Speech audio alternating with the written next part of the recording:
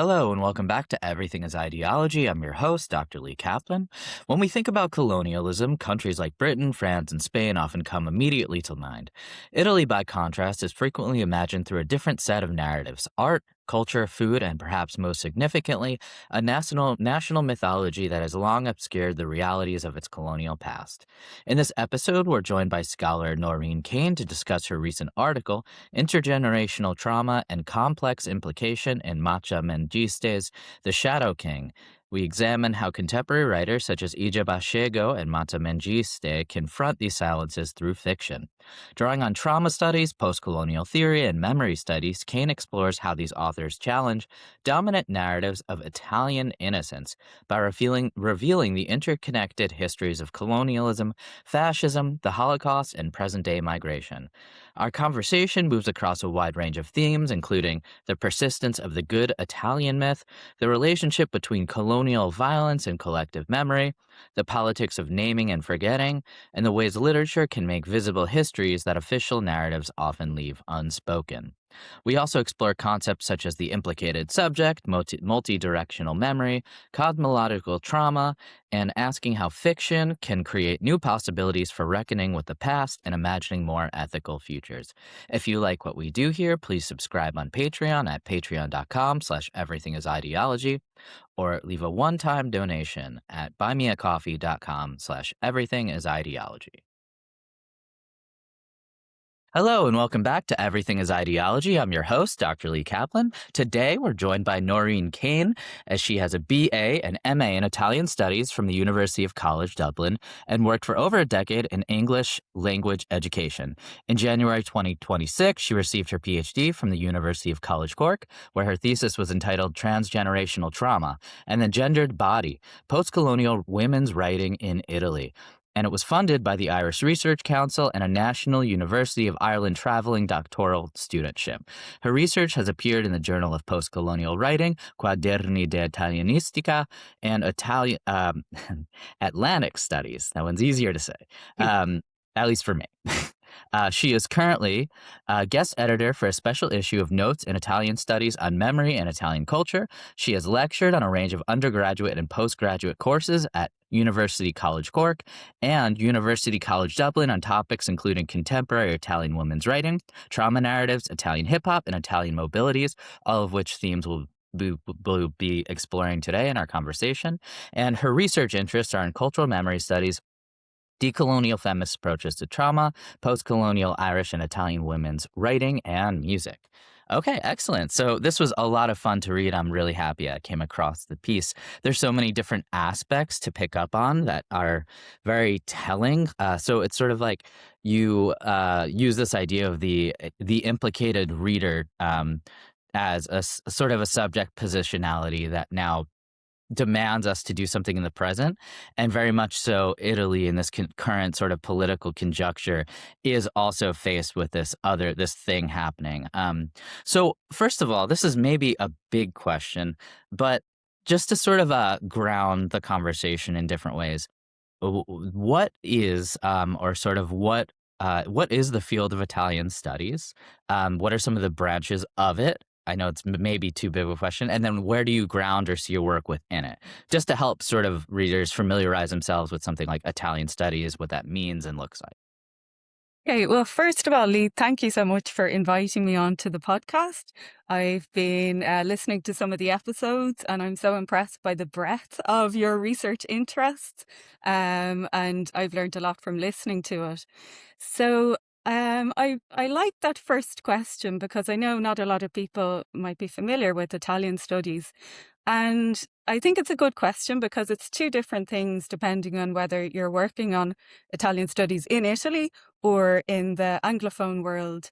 So I would say in the English-speaking countries, Italian studies has changed a lot over the last few decades, and it's become very interested in transnational Italy, in post-colonial Italy, in gender studies. It's more taking a cultural studies approach, whereas within Italy, it would still, from what I can understand, it's still quite traditional. It's very hard for non-canonical writers to be included in courses. And post-colonial Italian literature, post-colonial Italian studies wouldn't be very common within Italy. And then that's my area. So I would say if I'm situating myself, it's very much in the area of post-colonial Italian studies. That's great. And a lot of times, when we talk about things like the post-colonial and whatnot, Italy, interestingly, might not be thought of within that various vein. There are articles kind of about the forgetting or the purposeful Really. forgetting of Italian colonialism and what that looked like. And this is something that your work seems to sort of redress. Like, there's an article I remember reading just called "How to Hide Colonialism" or something like this, and it was about specifically the Italian colonial experience Mhm. that you discuss these various novels taking place within and sort of having resonances within. And I think what was really great about this positioning of these two texts was that it engages with various aspects of the Italian collective memory that are both underrepresented, misremembered, and then rethought of to position themselves in relation to these various facets of historical traumas that occurred.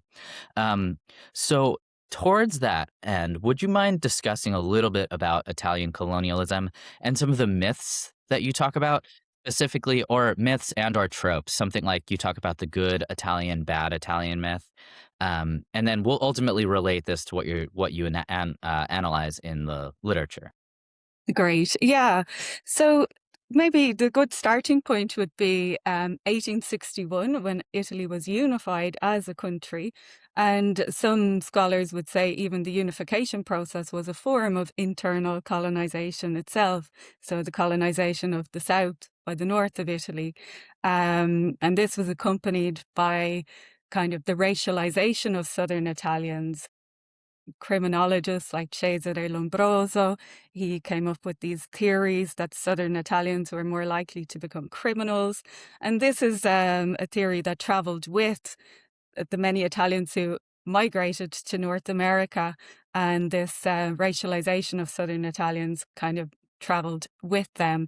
But of course, as we know over time, then Italians became white through the racialization of other groups. So that's an area I'm quite interested into as an Irish person, where a similar process happened there as well.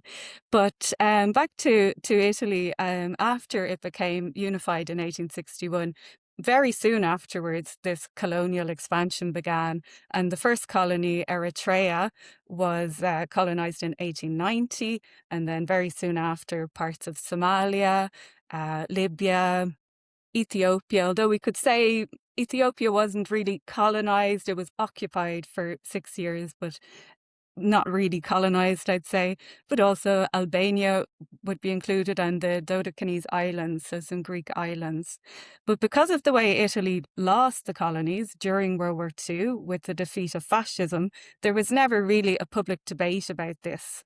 So what gets remembered in the post-war period is more how Italy, in the last 2 years, the final 2 years of World War II, were part of the Allied side. And this kind of memory of the resistance is the one that kind of took precedence over the memory of um, fascism. And so this was, in a way, the word rimosso is used quite a lot in Italy, which I kind of understand it as a mix between a Freudian sense of repression or denial and just putting aside. So there's a lot of these words that are often used in the Italian context, like you mentioned some of them just there, like disavowal or amnesia or removal and so on. But what does get remembered is this myth of Italiani brava gente, or the good Italian myth, and this idea that Italians were the benign colonizers, the good colonizers, basically, that doesn't take into account the fact that horrific war crimes were committed and that the atrocities were on the same level as colonial atrocities elsewhere, without a doubt. There also, you mentioned there, the good Italian and the bad German myth. And there's a historian, Filippo Focardi, who writes about this. And it's kind of like this idea that Nazi Germany would get all the blame for Nazi fascism, but Italians were kind of exonerated, or fascism was seen as something not as serious as Nazism, as something mild by comparison. So what gets like fascism then is more seen as something like a 20-year blip rather than something that's more intrinsic to Italian history, which is obviously very problematic, and it's really important to bear in mind with colonialism that it started quite a few decades before fascism. So it's not just related to fascism. So these structures of racialization were enacted from the very beginning of Italy as a nation state, not just connected to fascism. That's great. Yeah, I mean, the founding of any sort of country needs its myths, and the Yeah. myths really create a sense of hierarchy. And when you're doing something like a reunification, that assumes that there's a centralized location where everything is being unified to, which ultimately then, just because of geographical boundaries and materials that are in different places, there's this asymmetrical sort of primitive accumulation that could happen from like the sort of counter periphery to the main periphery, thinking of like the Sardinian sort of question, a la Gramsci sort of stuff. And, it's interesting you brought up Freud, right? Within the piece, you actually bring up this repurposed iteration of a Freudian concept, the screening. Yeah. I definitely, before we sort of start talking about the novels proper, once we do the historical grounding, which is great, which is super helpful, because if you have to write articles like something like if articles are titled like "How to Forget Colonialism," then I think a good thing is to remember it by having these sorts of Yeah. conversations as we're doing. So I was kind of just curious about these underlying sort of logics then that are happening. What is the connection that these authors that you both draw on create between the underlying connection of fascism and how it relates to both the Holocaust and colonialism? Okay. Yeah. So these two writers are two of what I would say is quite a big corpus of women writers who all have origins in Italy's former colonies in East Africa. And actually, my PhD thesis was focusing on five of these women writers.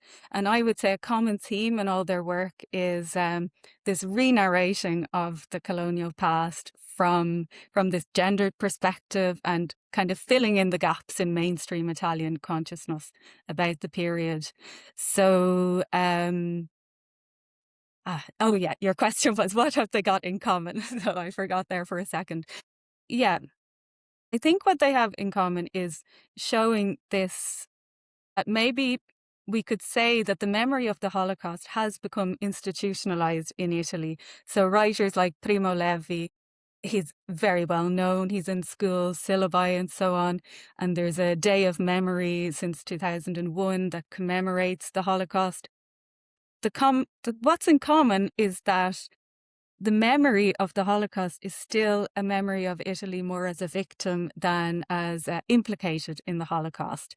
And there's a very interesting article actually that came out a couple of years ago by two cultural historians, Stefano Bellin and Guido Bartolini, where they talk about multidimensional forgetting in Italy. And they use this term to talk about the interconnected web of narratives about Italy's colonial past, the Holocaust, various other cultural traumas, um, and how this web of narratives prevents coming to terms with critically the past or with assuming a sense of responsibility. So I think what the two writers who will be talking about, Igiaba Scego and Maaza Mengiste, what they do is present the Italian past in such a way that it's an invitation for readers to assume this position of responsibility in relation to the past. Yeah, that's great. When I was reading this, something that came to mind was the poetry of Mahmoud Darwish, and he has this sort of poem where he kind of talks about how he's fearful or even recognizes that he might learn about his own culture and countries and territories and people's history through the other, through the oppressor. And that's kind of something that's a little bit of what happens here in a different way.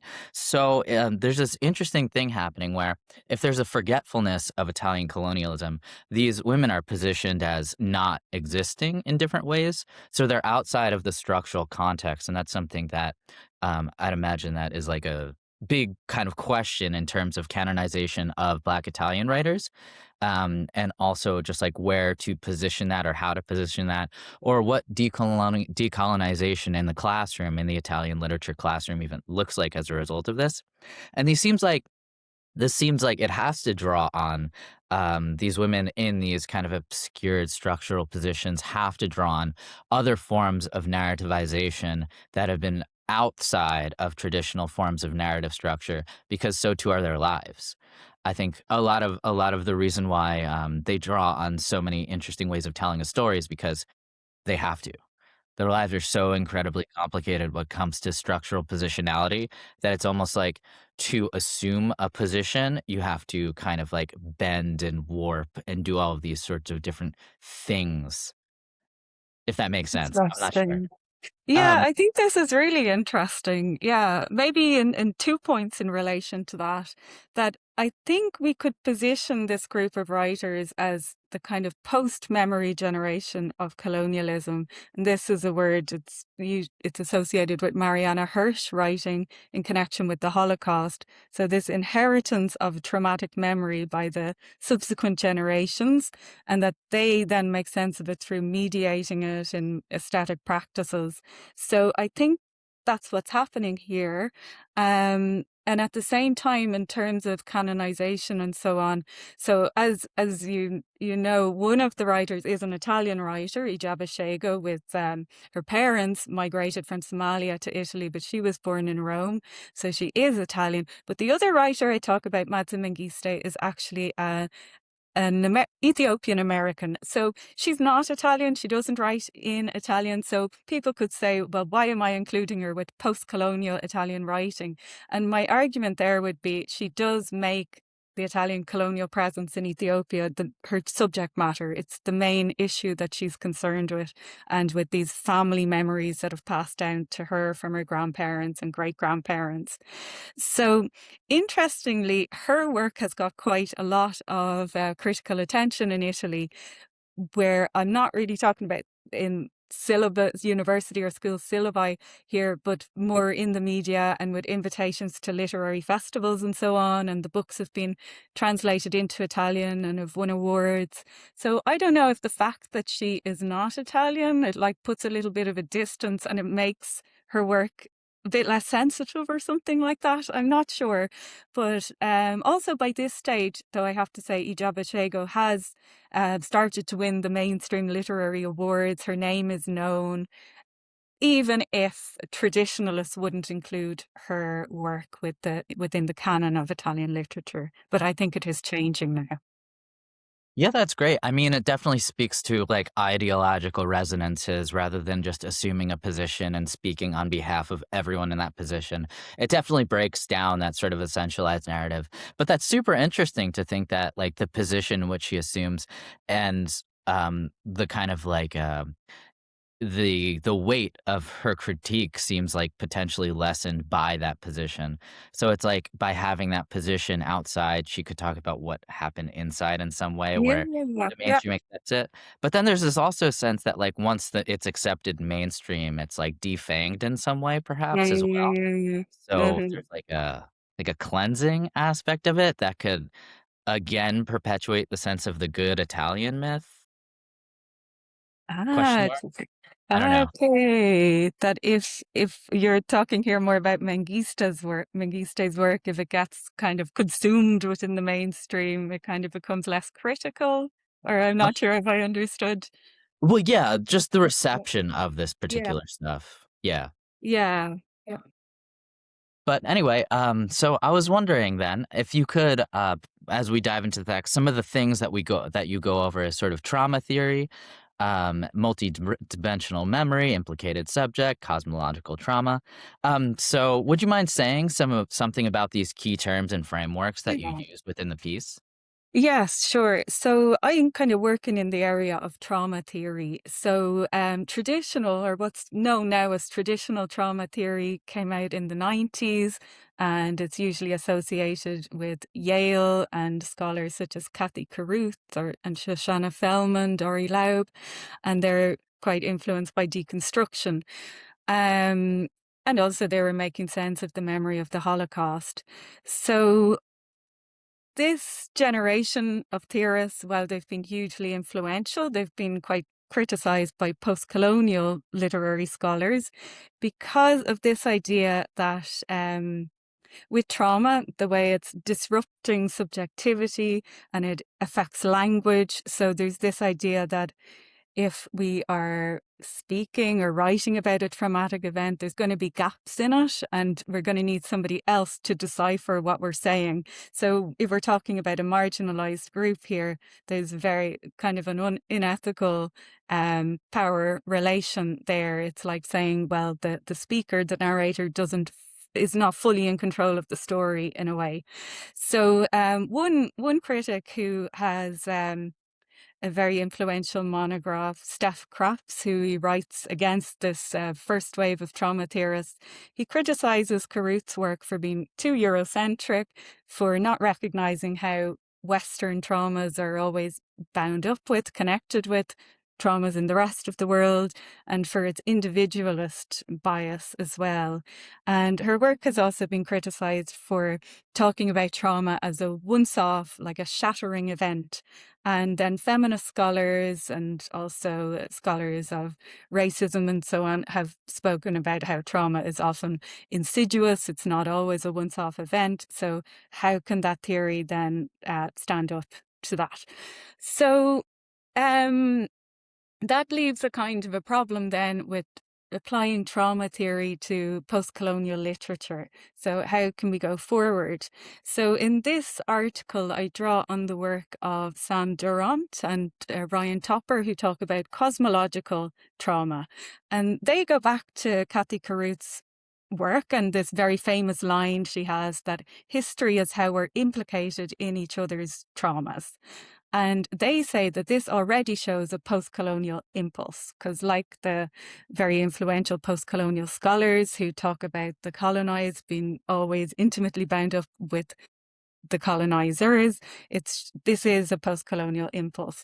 So they do say, though, that it doesn't go far enough because this kind of trauma theory is too anthropocentric, that it's not taking into account the more than human or the post-human turn in the humanities, or we could say feminist new materialisms and so on. So they propose this cosmological trauma that takes into account how colonialism disrupts not just human relationships, but nature, the environment, indigenous knowledges, language, the relationship between everything. So this then I use in my analysis because there's quite an interesting presence of ancestors or animal imagery, visions of animals and so on in the texts. So this was something I found helpful to interpret that aspect of the novels. And then another key term that comes up is implication, so the implicated subject. So this is something that Michael Rothberg talks about, and he too is influenced by Carruth's work on implication, and he goes back to the etymology of the term implication, which comes from the Latin, which means to be enfolded, to kind of be bound up with. So with the idea of the implicated subject, he's finding this subject position between victims and perpetrators. So those of us who find ourselves benefiting from a past or present injustice, even if we didn't initiate it or we don't control the thing that's happening, we're still implicated in it. So we're bound up in it. So I think they're probably the main terms that come up throughout the article, or if I'm forgetting anything, let me know. No, that's great. Thank you so much. That's certainly helpful to do that sort of grounding and work and whatnot. And as things kind of like come up, we'll talk Yeah. about them inevitably. There's a screech happening on your end. Oh, Lee. is there? Yeah, it's okay. It's Hmm. gone-ish. I can't hear it actually. Oh, It's okay. The video will fix it. It's Okay. kind of weird. Okay. It sounds like a sort of mouse screaming into the dark. Oh dear. Okay. That's okay. Should I turn down the volume or something? Would that help? No, it's fine. I think it went Or away. Who echo knows? cancellation? Would that? Oh no, it says I No. can't change that. Either Okay. way, the recording Okay. sort of cleans up all of the stuff. Ah, Uh, good. so yeah, it should be fine. I'll just like ignore it. So anyway, while this is happening, right, there's an epistemic rupture that's being solidified and or sort of healed in different ways. These novels offer a space of healing. As they discuss trauma, it's also a sense of healing. It kind of brings to mind the classic notion of the blues, playing the blues. As you play the blues, you get rid of your blues, but it reminds you of the blues. So it's this dialectic of joy and misery and forgetting and sort of also mimetic representation and stuff like this through suffering. And then it's the individual collective stuff. So there's definitely a lot of different resonances and links with all of these things. And this book definitely fixes a lot of the cosmological rupture that you talk about insofar as they see the extraordinary in the everyday. So, where like little things like a statue takes on an otherworldly character, where now you're suddenly talking to your deceased grandfather, your deceased grandparent, or deceased father. So, I think these are really wonderful places to explore. So, it's really cool seeing this sort of like theory or kind of like stuff in action. Like novels create a space for us to sort of see things that we might not have otherwise seen, and theory sort of helps us slow down what we're seeing. Like there's a temporality to theory. But Yeah. anyway, besides thinking about that sort of No, I think that's really nice. And what I see with these novels is, well, I have to say with these writers, like they have, Scego has a PhD in postcolonial studies, and Mengiste also is an academic. So I'm sure that a lot of critical theories kind of get worked into the novels. But what I see with the novels and us as critics applying theories, it creates something new, I think, that synthesis of the theory and the novel, or the novel helps bring the theories forward in a very productive way, like through the imagination, through creativity and so on. So yeah, I like the way you put it. I think you put it much better. So we'll stay with what you said. well, I'm glad what I said was coherent. It's always nice to know that something's intelligible. But yeah, I mean, it makes me think of sort of artists that make manifestos and then they do the thing. There's a lot of these examples, like, artists watching something, then becoming critics, then doing what they think it should be doing. Like, there's a whole history of this sort of stuff. Now, if you wouldn't mind, I guess we could get into the meat and taters. You could choose a novel, you could choose both. What is the sort of plot? What's going on here? Who are the characters? And then we could dive into particular themes that are at work, specifically that we talked about in the beginning, like how does fascism, colonialism, et cetera, make itself heard, felt, seen throughout the piece? And in what ways are the plot like inextricably linked to Italian presentness? Okay, yeah. So maybe I'll start with Igiaba Scego and with her novel Adua. So I mentioned briefly Igiaba Scego was born in the 1970s in Rome. Her parents migrated to Italy from Somalia, and she made her literary debut back in 2003. So she's been on the scene quite a while now, and she's certainly the most prolific, I'd say, of the post-colonial Italian writers. And many of her novels have been translated into English. So this one we're talking about today, Adua, it was published in 2015, but it's available also as Adua in English. It's a polyphonic novel, so there are two main voices. There's the protagonist Adua, who we meet her as a middle-aged Somali woman who is narrating her life story to the Bernini statue of an elephant in the center of Rome. And so we get the idea she's narrating her story to this statue, but also it's in a public square in Rome. So we get the idea she's narrating the story to us, to the Italian people in general. The other main character is her father. So his name is Zoppe in the story. And we meet him in a different time period in the 1930s when he has traveled to Rome to work as a translator for the fascists as they're planning their invasion of Ethiopia. So there's also a third kind of narrative voice in the book, but it's these short conversations between Adwa and her father. And her father has this deep sense of shame because he went to Rome to try to make money to get away from his Somali family. His father is kind of a prophet, a soothsayer in the novel, and he wants to kind of find modernity and come to Rome. But then he ends up implicated in fascist kind of in colonialism. So he can't really speak to his daughter properly. So every third chapter consists of a short conversation where usually he's just criticizing her for one thing or another. So this is the structure of the novel.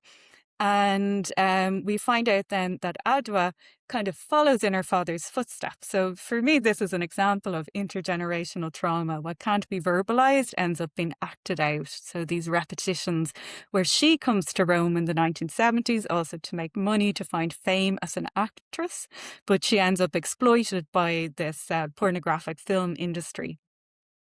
And then so in the present day, when she's telling her story to the reader, it's nowadays. She's married to a young Somali who's part of the present kind of immigration, the Mediterranean situation.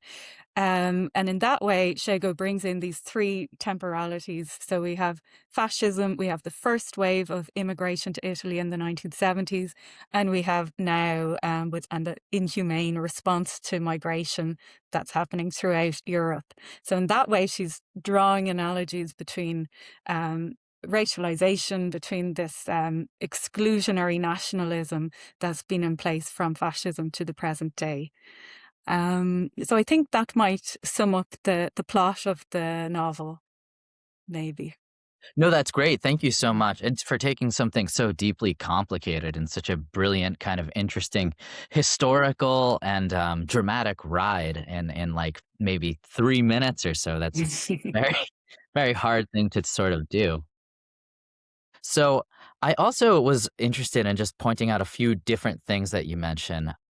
So first is like the elephant in Rome, the piazza in the particular place. There's a very interesting sort of analysis that you provide, and I was like, this is great. I was like, oh wow. So specifically the where the elephant becomes the ideal listener and the ideal person sort of sitting there, but at the same time, the elephant is a stand-in and a metonymic figure of the forgotten colonial past because the elephant functions as a symbology within like Afrological sort of cosmologies and whatnot.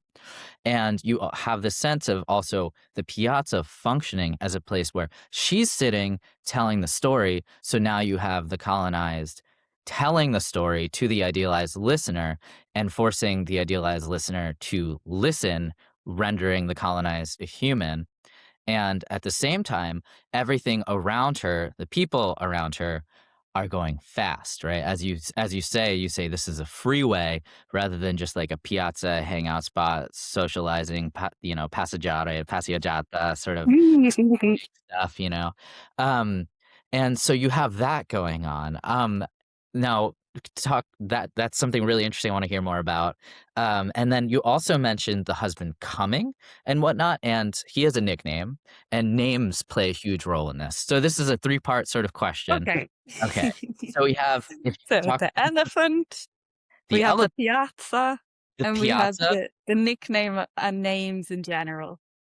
nicknames, and Okay. also the role of sort of like why is he called Titanic, right? All of these Yes. sorts of things that you look at and analyze. And then Um, I guess this is, perhaps another part. Forgive me for overloading you, but No, no. I thought this is such, very potent. there's a sense of intergenerational trauma that happens in very specifically gendered ways. So the forms of exploitation that could happen for men and women are very, very, very, very different. So you have sexual exploitation happening specifically to the protagonist, the direct sort of protagonist in the piece. And then you have kind of like intellectualized kind of work happening in another exploited way. So I was wondering if you could talk about these two forms of exploitation and how gender and trauma and exploitation might operate or manifest in different ways. So forgive Yeah. me a lot, but I wanted to Yeah. talk. Okay, great. Okay, so we start with the elephant then. Um, so yeah, as I think you explained very well there how this Bernini statue of an elephant, it symbolizes both Italy, Italian high art of the Baroque period by Bernini, but it's a strange elephant. If you Google it, you can see, or if you've been there in Rome, it's an elephant, but it's holding on its back this Egyptian obelisk. And so it has the elephant, as you mentioned, like a symbol in a way of the African continent. It has the obelisk, the Egyptian obelisk, and it's also made by a renowned Italian sculptor.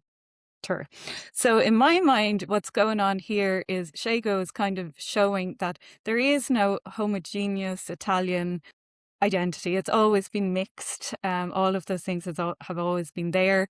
And it's also by positioning the reader as this elephant statue, it's showing the reader also is mixed. Like there's no such thing as purity in that sense. And also she tells the elephant what makes a good listener. So I interpret this as her also telling the reader what makes a good listener and telling the white reader as well. And I use the work of Grada Quilomba here, where I was trying to find the exact quotation, but I'm not sure where it is. But it's something along the lines Quilomba writes of what it would take for the colonized to speak is for the colonizer or the former colonizer to listen.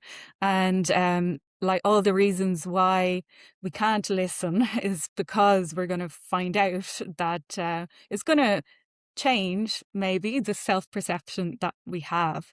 So that's why I think she's telling the reader what a good listener is there in that episode. And then you mentioned the piazza.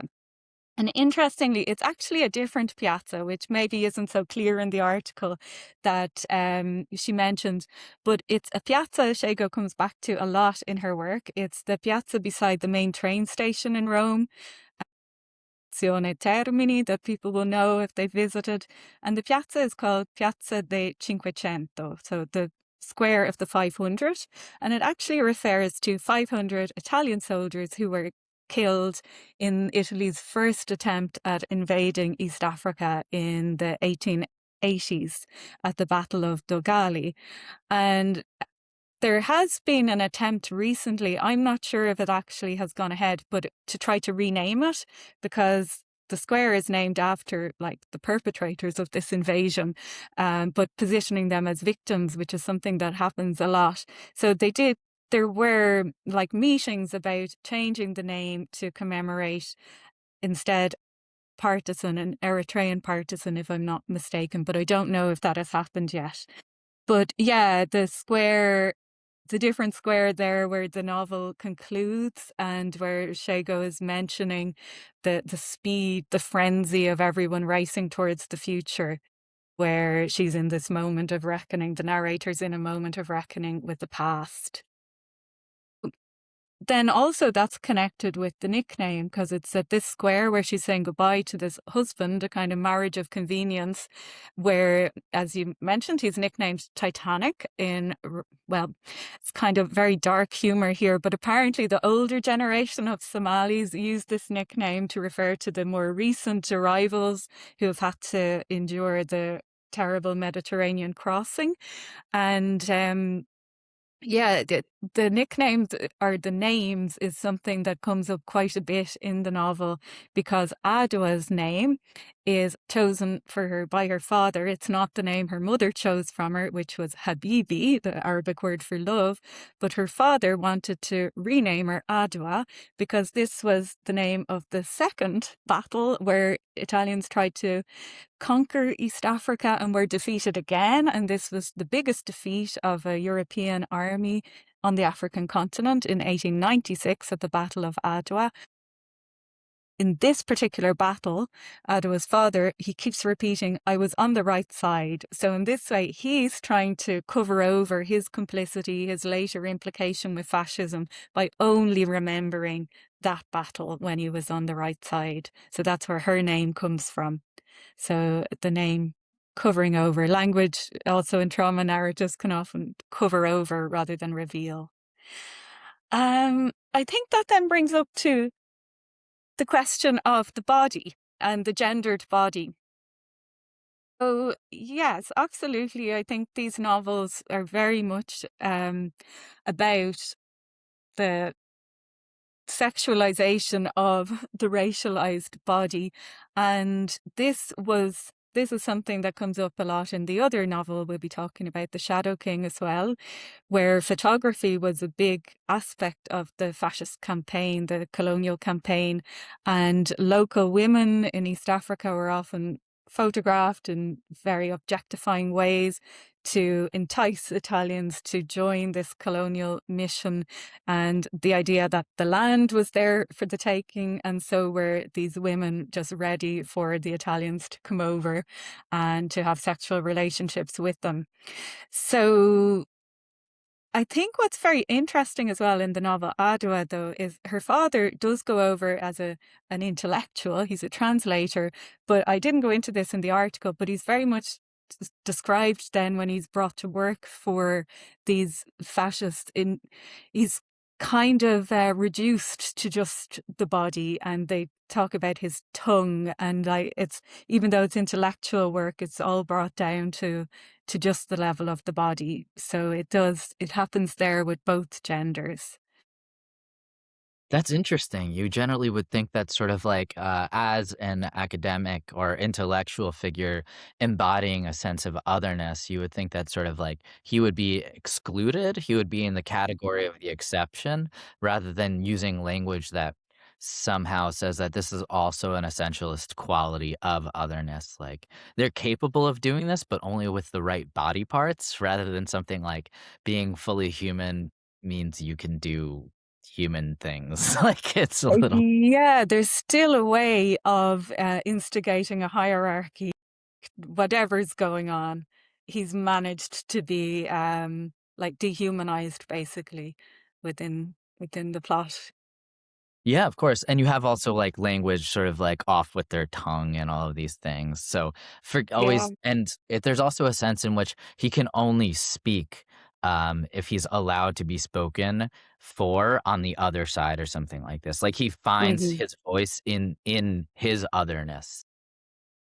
Yeah, and maybe that connects to the fact that he's a translator, like an interpreter. He's speaking the language of the other there as well. So I'd say you could probably go into that quite a lot as well, that side of things. Yeah. Yeah. It's really interesting stuff. So there was you mentioned the square, and generally speaking, Hmm. like when I think of the square, or something there's something about also reflecting in a collective space where other people pass by and look. There's something about like the square evokes a sense of like commons. And, with the commons is a sense of like commonality and collective memory. So in a sense, she's also rewriting collective memory as well by just being there and talking, et cetera, et cetera.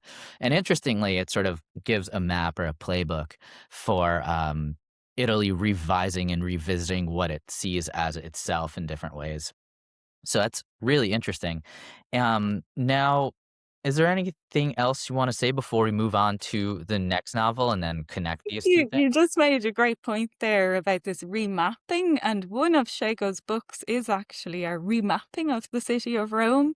It's called Roma Negata, like I don't even know how it'd be translated exactly, but it's like a walk through Rome, and it consists of her reflections, and then a photographer has taken pictures at all of these major landmarks with a black Italian person standing there. So we get this juxtaposition of the past in the colonial past and the present together in a way. So she is rewriting the city and remapping the city too, which I think is, yeah, you very perceptively picked up on that. It happens in the novels as well as in this kind of guidebook to Rome that she's created too. Rome denied, maybe in English it would be Roma negato.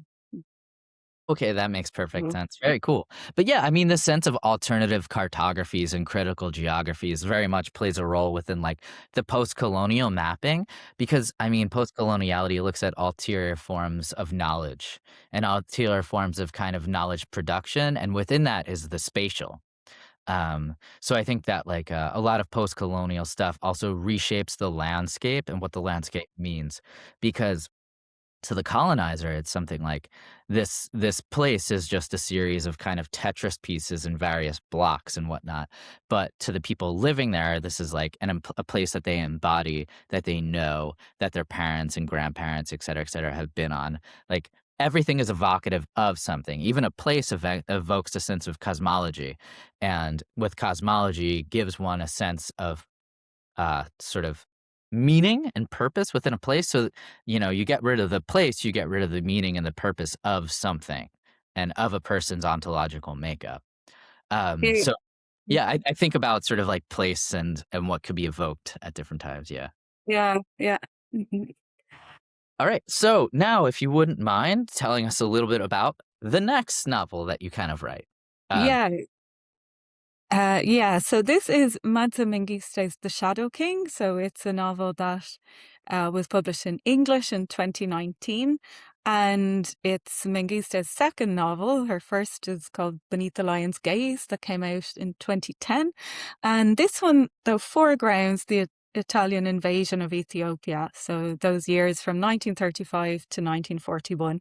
And it's told through the perspective of two main characters, a female Ethiopian soldier called Hirut and a Jewish Italian war photographer named Ettore.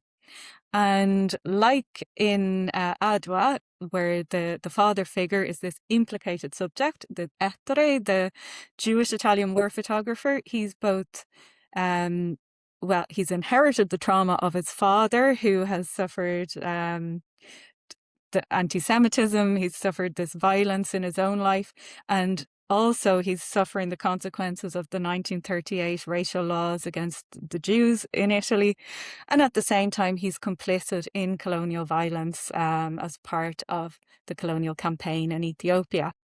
Then our other character, Hirut, it's I think Mengiste does an amazing thing here by foregrounding women's role in the anti-colonial struggles, because even in the Ethiopian context with Ethiopian nationalism, when the women's roles was left out then in the memory, in the mainstream memory of the time.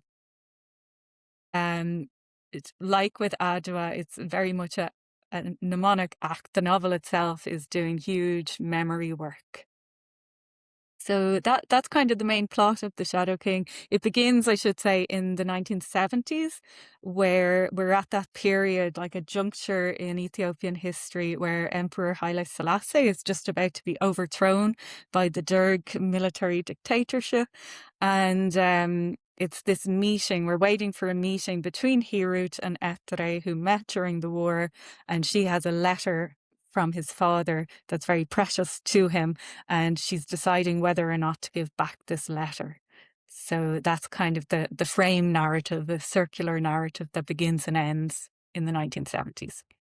That's great. And what's super important there is like the way you ended it was just also the circular narrative. There's a sense of non-teleology involved because as Mm. you discussed before, trauma is never sort of one thing. It's rather a continuous unfolding series of things that intertwine and go back on themselves and then go forwards and all these various things. it's a thing that's present and not present, and it's like, in a sense, sort of trauma becomes, in a way, the more than human that you're living with as well. Trauma could be a sense of sort of like attachment as well in like this other cosmological trauma vein. It's something like you inherit in a maybe perhaps a metaphysical cosmological way as well.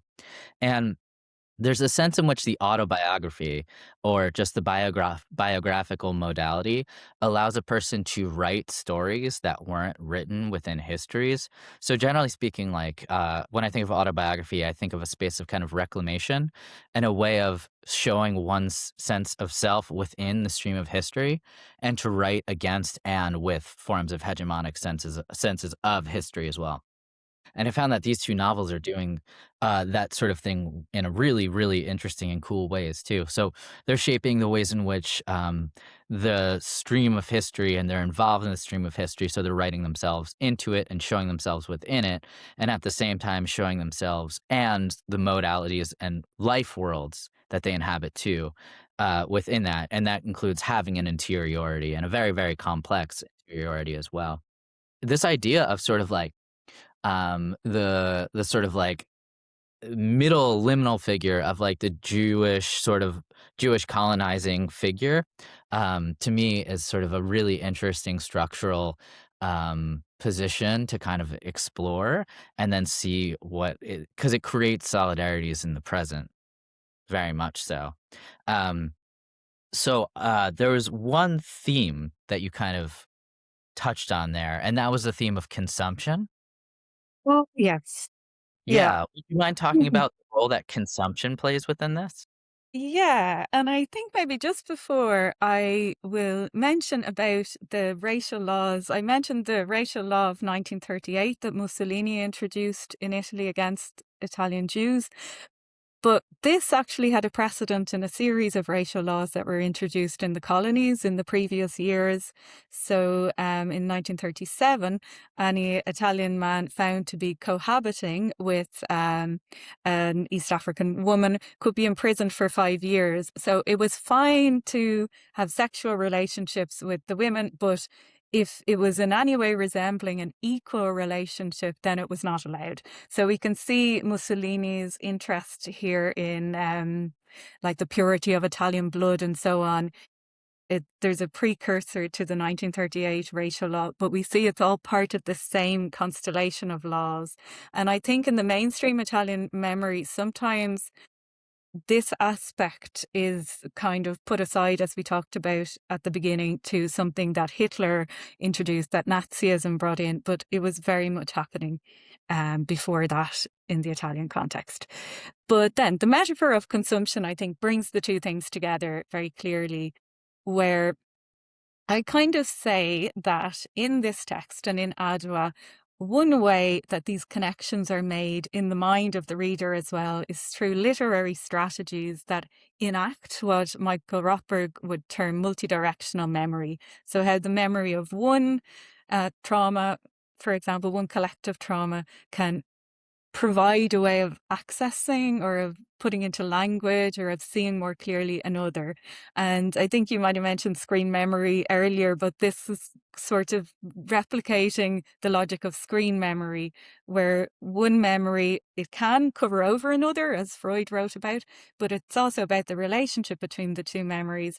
And one memory, Rothberg says, can also screen, as in project another, and make it more visible and make us be able to see the things that we weren't able to see before.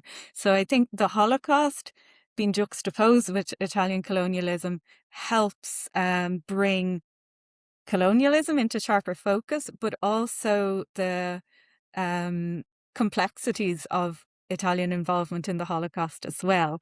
So one way I argue that this happens is through this literary technique, or through a series of literary techniques. And one of these is the use of different kind of metaphors. And one of them is the metaphor of consumption. So it just struck me reading The Shadow King that in the space of a few lines, Mengiste had used this metaphor of chewing twice. And we get a description of Ettore as he's been ordered to take these sexualizing photographs of Hirut, and it's described as the camera lens chewing into the side of her face. And then a few lines down in the novel, we get a description of Etre having a dream of his father, and his father is it's just when this census has come around actually for Etre to get a list of the names of the Italian Jews who are going to be sent home to Italy. And he has this dream of his father as he starts shedding his skin, kind of shedding his organs, and all that's left is his stomach, and then his stomach begins to chew him up. So again, we get this chewing, this consumption metaphor. And as we know in colonial tropes, there's often this trope of the cannibal. So this idea that instead of colonizer is coming to consume, to extract land, to exploit people, it's reversed, and it's projected then onto the colonized. So I kind of see here the metaphor of consumption puts together how this racialization of the Jews, the racialization of the colonized, it's all happening in the same nexus. And then like other scholars have written about how up to very recently in Italian culture, in advertisements and so on, the black female body has still been used to advertise products like chocolate, colonial products, and the body is presented as something consumable, something to be consumed. No, that's great. Thank you so much. I really appreciate you going over the 1938 racial laws and then connecting them to earlier colonial enterprises. It brings to mind just Namibia with Germany going in 1904 to 1908, sort of conducting what's generally Um, considered the dress rehearsal of the Holocaust. Like, there's very much oh, the sense in which colonized populations and lands create the later technology that's used in war, and displacement that we kind of continually see. No, when this war and whatnot, this violence comes back in the European context, the imperial boomerang, right? And there's something about the Holocaust and whiteness that makes it registerable. So because it's sort of like there's this sense in which the Holocaust is something that happened to us through white, like as white, then if this is like this pain of the Holocaust is similar to colonialism, then it makes colonialism more intelligible to what's considered like the good Italian. So it helps kind of the good Italian to reflect or something like this, or eat itself in some way, or recognize the ways in which they've already eaten themselves. very interesting. Yeah, yeah, definitely. So there's Yes, there's something about that happening here. yeah, yeah. Hmm. And I was just wondering also if you could talk a little bit about the role that sort of the dead play within these pieces. Both of them, I guess, if you wouldn't mind, or just one, however you want to take. Yeah, sure. Yeah, so I suppose in post-colonial literature in general, there's often this trope of haunting, the haunting of the colonial past, and it's definitely present in Italian post-colonial literature. Um, and also, yeah, there's the famous quote by Avery Gordon, who writes about haunting as something to be done as well. So that haunting, it's not always just a bad thing. Maybe you were getting at that a bit before, where you're talking about metaphysical, and the trauma being something metaphysical. So there's something to be done, like on a social or a political level. So change in the present, basically. But let's say maybe I'll go back to Adwa for this one, because I think it's quite interesting the way Scego does this, where um, uh, the character Adwa's deceased father appears to her as a seagull. So she uses the animal visions here. So first of all, Zolpe's father appears to him in the guise of a baboon. And it's only when he's having this image with this ghost, I suppose, that he's able to articulate this shame and the things that he wasn't able to express throughout his life. Then later on, when he has passed away, he appears in the shape of a seagull, and Adwa is wearing a blue turban that used to belong to her father, and the seagull grabs off the turban, and it's kind of like in the novel, Scego writes, it was the symbol of my servitude. So it's like by him freeing her from this. He's kind of freeing her from this intergenerational trauma, freeing her up for the future. And interestingly, the young husband, as he leaves Italy to move to Northern Europe, where there's better access to welfare and so on, he leaves her with a camera. So she gets this camera, and it's a way then that she is empowered to narrate her own story, to be behind the camera, to frame things in the way that she wants to. So in that way, the dead, the dead are very present. There's no binary between the living and the dead.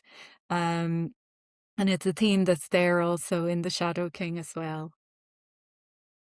That's great. I mean, the dead take on both sort of this role of the dead as person, but also as reminders of the colonial past in the Yeah, present, and it's yeah. kind of afterlives, right? And afterlives here works very much as a pun as well, the ghosts, the afterlife, Yeah, yes, yes, yes, hauntology definitely. stuff. Ontology, yes. All of those fun Mm, things. Um, yeah.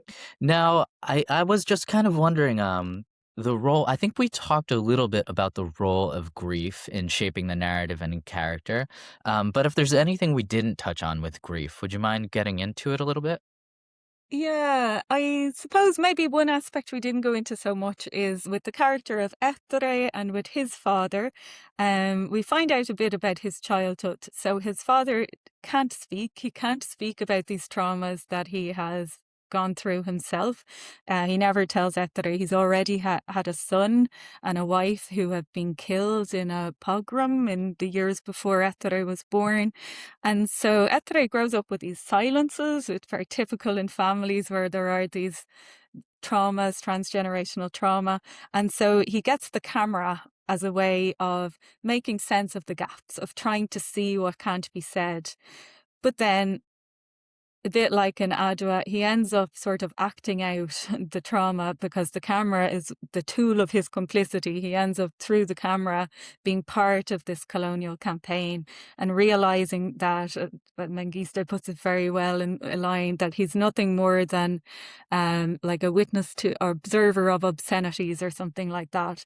So he knows that he's not happy with the position that he's in, and he feels very much haunted by his father, and he gets stuck. Like he ends up in the decades after the occupation, staying in Ethiopia, surrounded by these boxes of film, and he's just looking for Hirut, who's gone off and started her own life, and very much a sense of stasis, or we could say a Freudian melancholia. So he can't move past this lost object that's been incorporated in a way. So I kind of interpret this as what happens if we don't manage to come to terms with our own complicity. Where we had the example with Zoppe, he manages to verbalize things to break the chain of trauma, but in this novel he gets stuck. There's no way of accepting, maybe, or really coming to terms with this position that he's been in. So two ways of dealing with the past, maybe. Yeah, very much so, and ways of moving into the future as well, or finally being Yeah. able to move into the future. The camera is such an interesting sort of colonialized object insofar as it could do work Yeah. both ways, but a lot of colonialism seems to try to render everything knowable through the eye, through the visuals, yeah, Mm. by kind of what photographs seem to do, at least in my imagination, a lot of times is to fetishize a particular environment or setting, which abstracts it from the social context, which makes it easier to sort of personify and objectify. So the camera is very much an extractive resource that renders ideologically sort of allowable this sense of like, oh, these aren't people, or in the same way, like they become objects of a story rather than people. When you look at a photograph, you're looking at a photograph. The people in the photograph aren't looking at the photograph, if that Mm. makes sense. There's a different Yeah. subject positionality when it comes to just simply looking at a photograph. To me, what I was thinking in terms of the camera and trauma, he says that he keeps all of these people in photographs with him, and they sort of like haunt him in different ways, Mm. as you Mm. point out so brilliantly in your piece. And it's sort of I think he's able to do that rather than other people that look at photographs. We could be traumatized by an image, but he carries them with us insofar as he was actually in that setting, in that place. So he's connecting he's the one sort of mediating the image. Like he's the person clicking, he's like here, the camera's here, the people he Mhm. photographed are here. So he's the one mediating the image. So he has a different sort of relationship and positionality, which offers a different sense of kind of trauma to doing it, or a different sense of complicity. I think it's very interesting, and the way you said it there, that the dead are with him, the people he's photographed are with him. It does show the agency. Then, like they're not confined to the photographs; their agency is very much there. And Mengiste was very interested, obviously, with photography with this novel, but she includes photographs in the book itself, and she has set up this project, an online project called Project 19, what is it? Project 3541. It's the years of the occupation, where she invites people to send, to share photographs of the period that haven't become part of the archives so that they can tell a different story. So this is where she came across the photographs. Well, before she set up this website, she came across photographs of Ethiopian women who fought in the occupation. And one of the photographs she includes in the book, in The Shadow King, is of a female Ethiopian who's very opaque. So you have no idea what she's thinking. She's unknowable. So in that case, she totally defies the colonial gaze because you just can't grasp her. And I think this comes across throughout. The Etere has this trouble that he knows he can't always grasp what he's taking the photographs of. So she puts the lens back on the person taking the photographs and makes us think about what's been framed, what's been left out all the time. So she's making us think about the construction of history, the construction of memory, by kind of undoing it at the same time. That's a very cool Mm. project, creating a collective repository of sort of Yeah. It's Yes. also very much in line with, like, the biographical sort of style of writing, where it's kind of like creating your own history within the history, or showing the history of yourself that's outside of hegemonic forms of history, and, Mm. that's very cool. It creates a really cool space. Um, Mhm. yeah. Yeah. Uh, so, is there anything you wanna touch on before we go? We finish up? Anything. No, maybe to say, like, so they are two fictional novels, but both of them, both writers had spoken of their own personal connections. Like Mengiste mentioned that only after writing the novel, she realized she was writing the story of her great grandmother, that she only found out afterwards. So it's very interesting there how memory passes through and it's on semi-conscious levels and so on. And then with Scego, she has often written about the fact that in real life, her grandfather was a translator for Rodolfo Graziani, a renowned fascist war criminal. And so she's very much interested in this idea of implication and that you can't always separate so tidily subject positions. And I really think, especially with her work, she's as an Italian, she's very interested in creating relationships and creating connections across difference. And I think um, these connections where with the reader, where the reader, as we talked about, is invited to really consider their implication, how they're enfolded with these histories. But I think that's all. But I did have one question for you, if I'm allowed to ask. So I was very interested in what brought you to Italian, kind of your interest in Italian history or colonialism. What, how did you end up reading about this topic? Sure. Yeah. Thanks for the question. It's funny. What you brought up brought me to another series of sort of questions I had for you. So I apologize for reading that. Um, But I think just a lot of my sort of background in thinking through different stuff within Black studies, thinking through stuff within just like power dynamics, imperialism, capitalism, and then kind of the stories that are embedded within that. So I always think of basically the ways in which art, imperialism, colonialism, and capitalism work. And I keep that sense of art very open. So I do a lot of sort of like thinking about jazz and what it looks like and what it means and how it works in different time periods and different settings and whatnot. Whether that's looking at sort of like the college institution or looking at just like what archives are doing, who sets up the archives and colleges. Archives outside of hegemonic institutions, as well as basically looking at like concert venues, alternative concert venues, and how music and different forms of Black aesthetics and aesthetics in general like reshape the sense of space. So depending on types of performances and who's there, like the space becomes used in different ways, and also different types of performances and different settings and whatnot. Um, so I think a lot about just basically sort of like Black aesthetic stuff, forms of liberation, forms of sort of like getting out of sort of entrapments. And your piece very much is within that sort of getting out of and speaking within forms of different forms of entrapment where it's actually impossible to entrap. Um, Wow. it's not seen as such in different ways. So I Yeah, look, yeah. And I yeah, think it's interesting as well, this conversation to see maybe post-colonial Italian studies with Black studies in the US.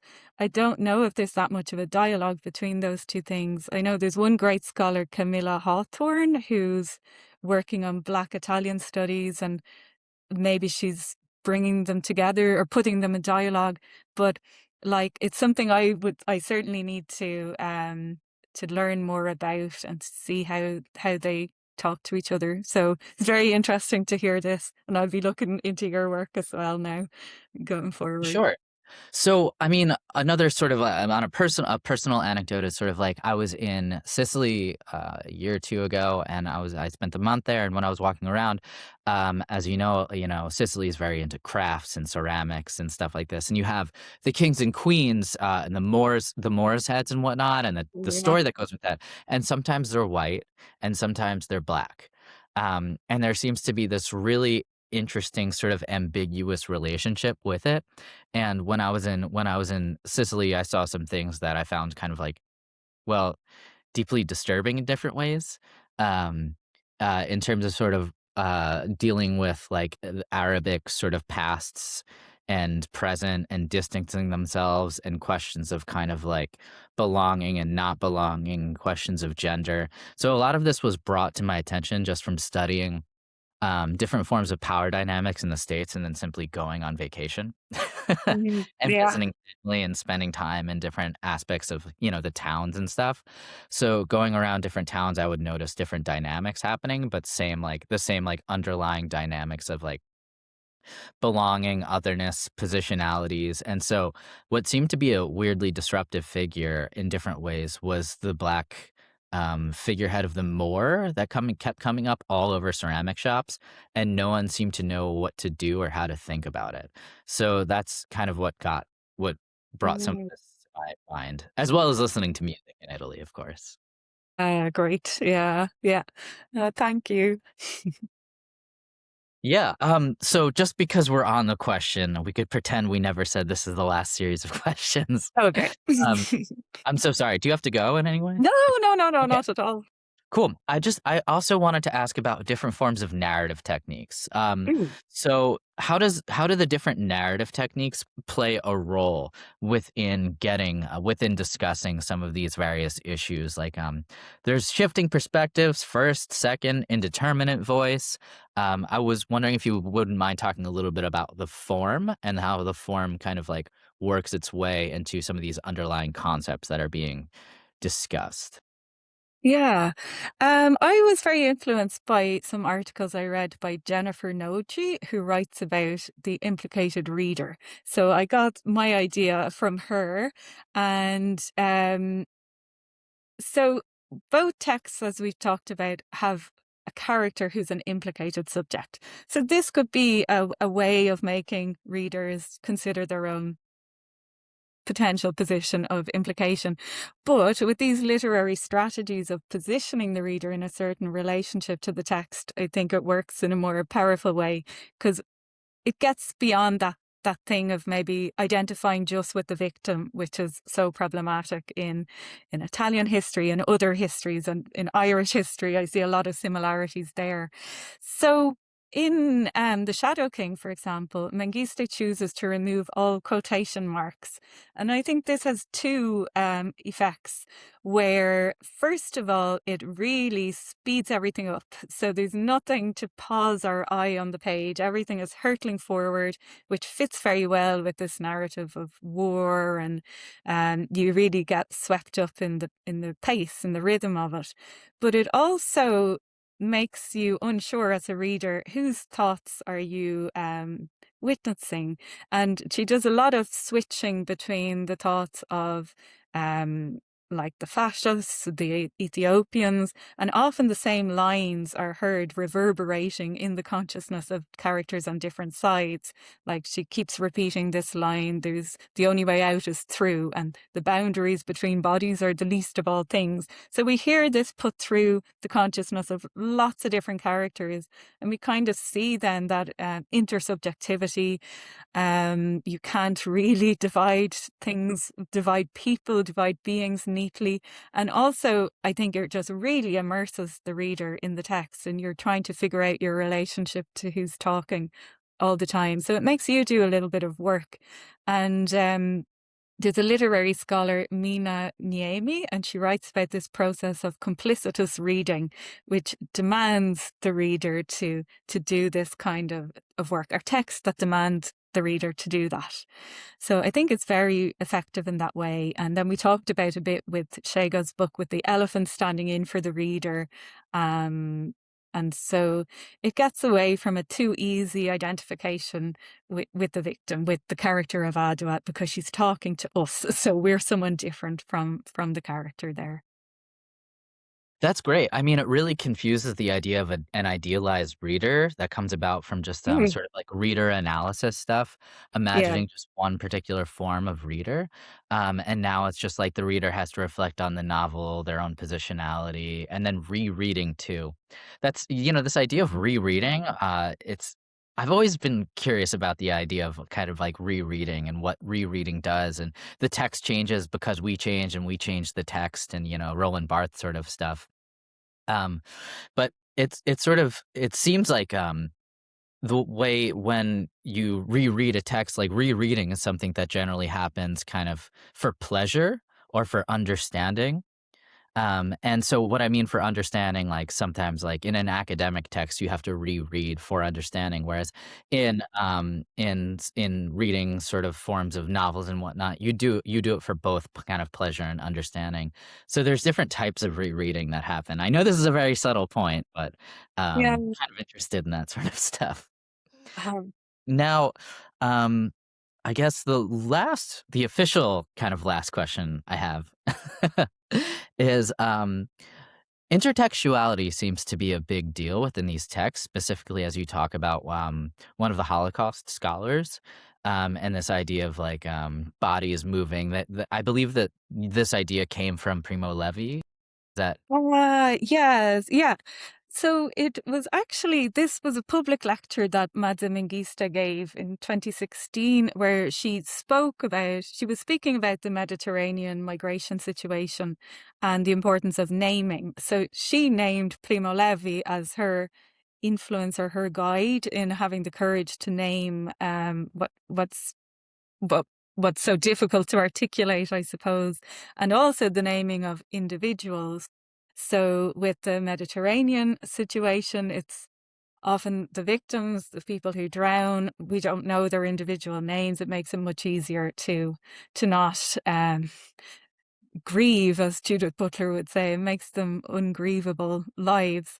So in this speech, she was talking about the importance of naming, and that's something she's influenced by Primo Levi, and she puts it into the novel, where at one stage Hirut, the main character, literally just names 66 people who fought with her in the against the Italians. So it's this fear of losing the names, of losing the memory, of losing the people, losing the individuals.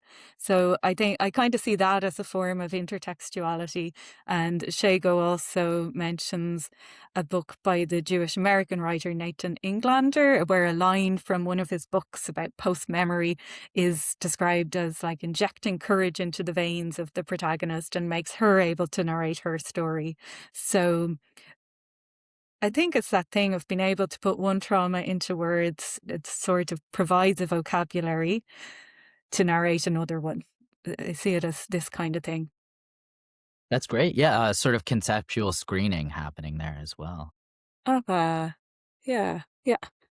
Um, so yeah, before we go, is there anything else you'd like to say? Anything to add? Anything we missed? Stuff like this? No, I think that's all. But thank you so much. I really enjoyed the conversation, and these were great questions. And I really appreciate your interest in the article.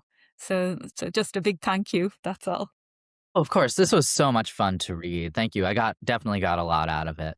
And if you have any other work you'd like to kind of like talk about, share in any way, or even would like to talk about sort of like the intersection of kind of potentially like Black studies and Italian stuff, because I heard a lot of resonances and thought of a lot of resonances within this piece. We could chat about that. Yes, that would be brilliant. And also to ask you for some advice on reading on hip hop, because I would like to go forward with some studies on Italian hip hop. So, yeah, that would be fantastic. So, thank But you. it's never ending. It's never. I can imagine. Well, thank you so much. We'll be in touch. Thank you.